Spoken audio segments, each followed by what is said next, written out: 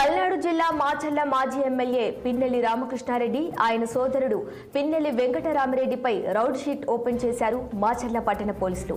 మాచర్లలో ఎన్నికలకు ముందు ఎన్నికలకి తర్వాత జరిగిన సంఘటన నేపథ్యంలో వీరిద్దరిపై మొత్తంగా 14 కేసులు నమోదు చేశారు. వీరిని ప్రధాన నిందితులుగా గుర్తించి రౌడీ షీట్లు ఓపెన్ చేసినట్లు వెల్లడించారు డీఎస్పీ సిహెచ్ శ్రీనివాసరావు.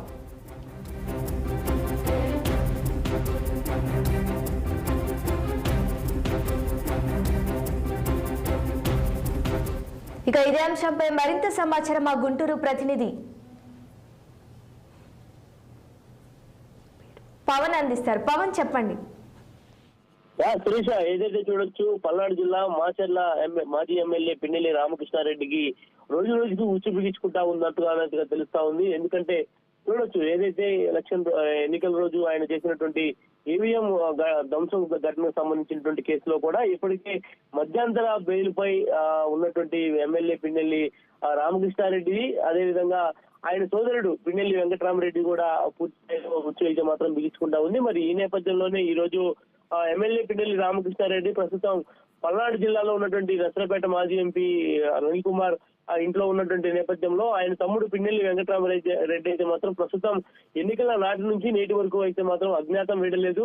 అజ్ఞాతంలోనే ఉన్నప్పటికీ కూడా పోలీసులు జల్లెడ పట్టి మరి గాలింపు చర్యలు చేస్తున్నప్పటికీ కూడా ఎక్కడున్నారు ఏంటి అనే దానిపై కూడా ఒక స్పష్టత రాని పరిస్థితి అయితే మాత్రం కనిపించింది. మొత్తానికి ఈ రోజు ఎమ్మెల్యే పిన్నెల్లి రామకృష్ణారెడ్డితో పాటు ఆయన సోదరుడు పిన్నెల్లి వెంకటరామరెడ్డిపై కూడా రౌడీ షీట్ ఓపెన్ చేస్తున్నట్టుగా కూడా ఇప్పటికే Gurajala sub division DSP CH Srinivasarao అయితే మాత్రం వెల్లడించారు.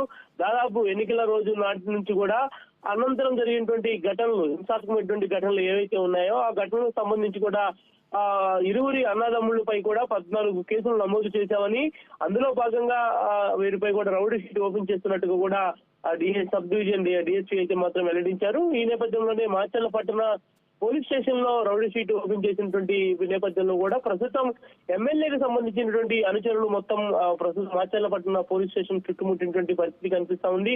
పిన్నెల్లి వెంకటరామరెడ్డిని ఎక్కడున్నారనేది దానిపై ఒక స్పష్టత అయితే మాత్రం రాలేదు కాబట్టి మిగతా అదే కేసులో ఉన్నటువంటి నిందితులందరూ కూడా ఒక్కొక్కరిగా ఈ రోజు మాచర్ల పట్టణ పోలీస్ స్టేషన్ కి మధ్యంతర బెయిల్ తీసుకుని సంతకం చేసేందుకు పోలీస్ స్టేషన్ కు వస్తున్నారన్నటువంటి ఒక సమాచారంతో పెద్ద మొత్తంలో కూడా అక్కడ ఉన్నటువంటి వైకాపా సంబంధించినటువంటి శ్రేణులు అయితే మాత్రం పోలీస్ స్టేషన్ వద్ద గుంపులు కూడినటువంటి పరిస్థితి అయితే మాత్రం కనిపిస్తా ఉంది. మరి ఈ నేపథ్యంలోనే మరి ఇక బూత్ స్థాయిలో కూడా పిన్నెల్లి వెంకటరామరెడ్డి జాడ గణితులు మరిన్ని బలగాలు కూడా ఏర్పాటు చేస్తారని తెలుస్తా ఉంది. ఎట్టి పరిస్థితుల్లో కూడా పిన్నెల్లి రామకృష్ణారెడ్డితో పాటు ఆయన సోదరుడు పిన్నెల్లి వెంకటరామరెడ్డిని అయితే మాత్రం అదుపులోకి తీసుకునేటువంటి అవకాశం అయితే ఖచ్చితంగా కనిపిస్తా ఉంది. మరి పోలీసులు ఇప్పటి వరకు పిన్నెల్లి వెంకటరామరెడ్డి కోసం గాలింపు చర్యలు చేపడుతున్నప్పటికీ కూడా ఆయన ఏ రాష్ట్రంలో ఉన్నారు, ఏ దేశం పారిపోయారా అనే కోణంలో కూడా ఆ ప్రస్తుతం అయితే మాత్రం దర్యాప్తు అయితే జరుగుతూ ఉంది. వారికి సంబంధించినటువంటి అనుచరులు మొత్తాన్ని కూడా పోలీసులు ఇప్పటికే మాచర్ల నియోజకవర్గంలో అదుపులోకి తీసుకున్నటువంటి పరిస్థితి కూడా కనిపించింది. సో ఈ నేపథ్యంలోనే